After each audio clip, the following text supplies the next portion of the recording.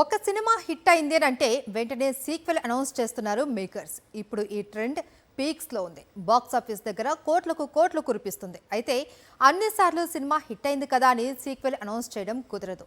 అప్పుడు డైరెక్టర్స్ ఏం చేస్తారంటే సింపుల్గా ప్రీక్వెల్ ప్లాన్ చేస్తారు. కానీ రాను రాను ఇండియన్ సినిమాలో సీక్వెల్స్ కంటే ప్రీక్వెల్స్ లిస్టు పెరుగుతూ వెళ్తోంది.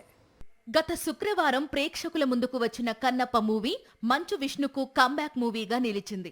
ఇప్పుడు ఈ సినిమాకు ప్రీక్వెల్ స్టోరీ తీయాలనుకుంటున్నట్లు ఇటీవలే మంచు విష్ణు చెప్పుకొచ్చాడు. కన్నప్ప ముందు జన్మకు సంబంధించిన స్టోరీతో ప్రీక్వెల్ తెరకెక్కే అవకాశాలు కనిపిస్తున్నాయి. కన్నప్పకు మాత్రమే కాదు, ఈ మధ్య పాన్ ఇండియా వైడ్ గా ఫిల్మ్ మేకర్స్ తరచూ ప్రీక్వెల్స్ జపం చేస్తున్నారు. India's biggest block buster KGF కి 3వ భాగం వస్తోన్న సంగతి తెలిసిందే. ఈసారి రాఖీభాయ్ ప్రీక్వెల్ స్టోరీని చూపించబోతున్నాడు ప్రశాంత్ నీల్. రాఖీభాయ్ జీవితంలో కొంత భాగాన్ని ఇప్పటికీ రివీల్ చేయలేదు నీల్. అదే స్టోరీని 3వ భాగం ప్రీక్వెల్ రూపంలో చెబుతాడట.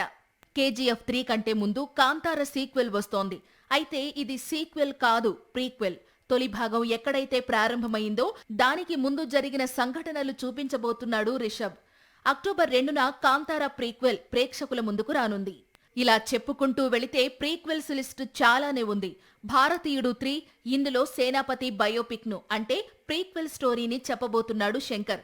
అలాగే కార్తీ త్వరలో నటించే ఖైదీ సీక్వెల్, ఇది ప్రీక్వెల్. అసలు కార్తీ ఖైదీగా ఎందుకు మారాడు అనేది లోకేష్ త్వరలో తెరకెక్కించబోతున్నాడు.